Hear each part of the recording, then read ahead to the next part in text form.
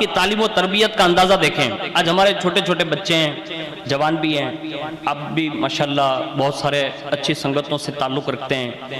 اچھے خانوادے سے تعلق رکھتے ہیں, اور بڑے شرح و بسط کے ساتھ اونا کی محبت بری سرزمین پر تشریف رکھتے ہیں. لیکن یاد رکھیں, اپنے بچوں کو پروان چڑھانا ہونا تو ان کے لیے کتنی جد و جہد چاہیے, اور بچے جلدی سے بچپن میں کتنی چیزیں حاصل کر سکتے ہیں اس کو تھوڑا سنیں. جب مخدوم سمنانی رحمت اللہ تعالی علیہ 4 سال 4 مہینے اور 4 دن کے ہوئے نا, تو اسی دن آپ کی بسم اللہ شریف یعنی بسم اللہ خانی جو ہم کہتے ہیں وہ کروائی گئی, اور 4 سال کے بعد 7 سال کی عمر کو پہنچے تو اللہ تبارک و تعالیٰ نے آپ کو یہ شان عطا فرمائی کہ قرآن مجید 7 قرات کے ساتھ آپ نے حفظ فرما لیا 7 سال کی عمر میں. یعنی مخدوم پاک کا بچپن ہمیں یہ دعوت دیتا ہے کہ اگر ہم نے بچوں پر دھیان دیا اور بچوں پر توجہ دی تو ہمارا بچہ بچپن میں ہی ایسی ساری نعمتوں سے سرفراز ہو سکتا ہے. لیکن ہمارے یہاں بہت کم لوگ ایسے ہوں گے جو بچپن سے بچوں کو مطلب گائیڈ کرتے ہوں. اس لیے ہمیں اور آپ کو چاہیے کہ اپنے بچوں کے حوالے سے احساس مند رہیں, اس لیے کہ ان کا بچپنا جو 7 سال کا ہوتا ہے نا, خاص کر کے حدیث شریف کا مفہوم ہے کہ جب 7 سال کا بچہ ہو جائے تو نماز کی ترغیب دلاؤ, 10 سال کا ہو جائے تو فرمایا مار کر پڑھاؤ. کیوں؟ محدثین نے اس کی تشریح میں لکھا ہے, اور خاص کر کے ابھی کے محققین کی یہ رائے ہے کہ 10 سال کی عمر میں جو بچہ ہوتا ہے نا, اس کے ذہن کے اندر 5 سال کے اندر کمپیوٹر کی طرح مطلب ایک دماغ جو ہے نا وہ کام کرتا ہے. یعنی جتنی بھی چیزیں اس کے اندر مطلب فارورڈ کی جائے گی, ڈاؤن لوڈ کی جائے گی, وہ ساری چیزیں وہ کیچ اپ کرتا ہے. یہاں تک کہ 7 سال کی عمر تک وہ میموری اس کی فل ہونے لگتی ہے, یہاں تک کہ جب 10 سال کی عمر کو پہنچتا ہے تو جو چیزوں کی طرف اسے مائل کیا جائے گا اس کا دل اور دماغ بھی اس طرف مائل ہو جائے گا. تو ہمیں اور آپ کو اپنے بچوں کے معاملے میں اس بات کو اجاگر کرنا چاہیے کہ انہیں ایسے ماحول میں مطلب لائیں کہ جس کے ذریعے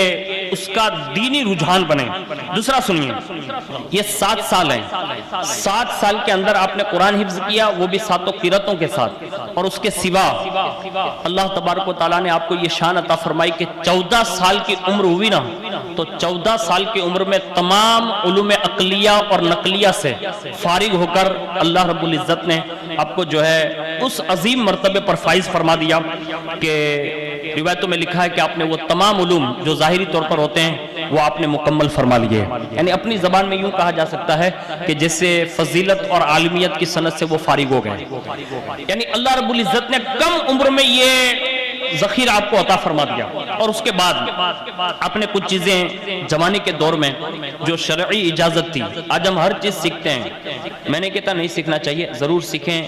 اور خاص کر کے اپنے دوست احباب اپنے رشتہ داروں کو جو ہنر آپ جانتے ہیں نا,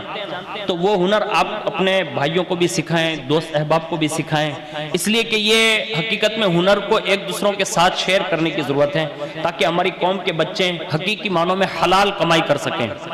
ہمارے ذہن میں یہ بات ہوتی ہے کبھی کبھی,